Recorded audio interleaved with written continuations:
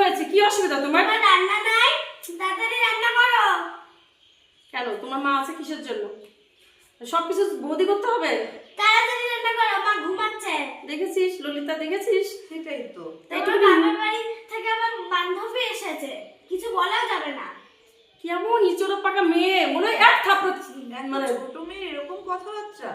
তুই চিন্তা করবি। রান্নাটা করো তাড়াতাড়ি। আমি পারবো না। সবসময় কেন রে? কেন আমি করব?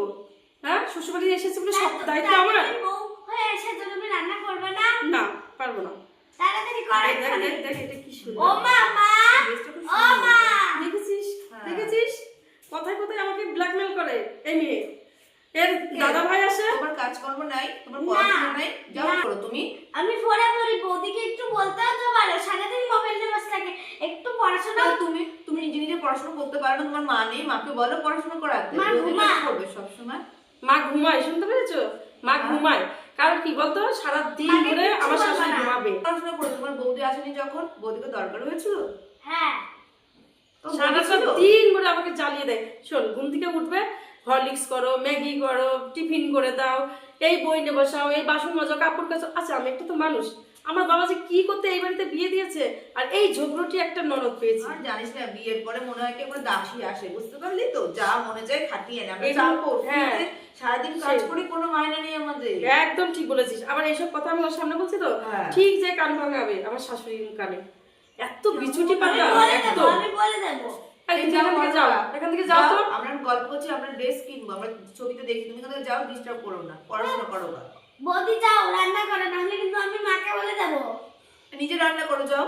আমি পারি না রান্না বৌদি এখন করতে। করবে না, আমি এতদিন পরে এসেছি, আমরা এখন গল্প করবো তারপর।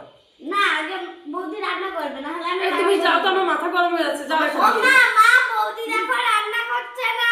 এই চুপ চুপ চুপ, আমি যাচ্ছি বাবা, ক্ষমা করো। এরকম ননদ যেন কারোর বাড়িতে না আসে, কারোর বাড়িতে। তাড়াতাড়ি যাও। কেমন বাজে মেয়ে। মিস্ত্রি ঘর বানাচ্ছে, এখানেও এসে বাপ বেটা একটু দাঁড়ায় থাকতে পারে, সেটাও না। সেটাও এই আমাকেই দেখতে হবে, এই আমাকেই, মানে যাবতীয় কাজ যেন আমি করতে পারলে ওরা বাঁচে। আমিও আবার পাহারা না দিলে এরা আবার ফাঁকি মারে। মিস্ত্রি করে স্বভাবই এই। হ্যাঁ, যখনই আমি একটু ঘরে কাজ কাম করি, আমি এদিক ওদিক থাকি, তখন দেখি বসে বসে গল্প জোড়া দেয়। সবটি মিলে হাতে একটা করে বিড়ির প্যাকেট, বিড়ি খাবে আর বসে বসে জিমাবে। আর আমাকে বলবে, বৌদি এই মাত্র এসে একটু বসলাম, এতক্ষণ বসে বসে কাজ করা যায়? আরে বাপু, তোমাদের বসে থাকার জন্য কি আমরা টাকাগুলো ঢালতেছি? ঠিকই বলে মানুষ, ঠিকই, কন্টাকে দেওয়াই ভালো। আর রোজ হিসাবে 2 দিনের কাজ 10 দিন করে লাগে এদের। আমি আর পারি না এই সংসার থেকে। সত্যি আমি এখন বৃন্দাবনে চলে যাব। সব দিকের ঝামেলা, শুধু ঝামেলা, এত ঝামেলা। আমি একদিন সত্যি এই সংসার ফেলাই, আমি সত্যি সত্যি সত্যি আমি একদিন বৃন্দাবনে পালাবো। চারদিকে আমাকে নজর রাখতে হয়, চারদিকে।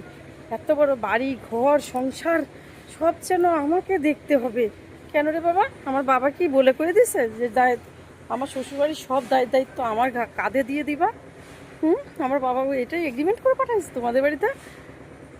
আর পারি না, বাবারি বাবা।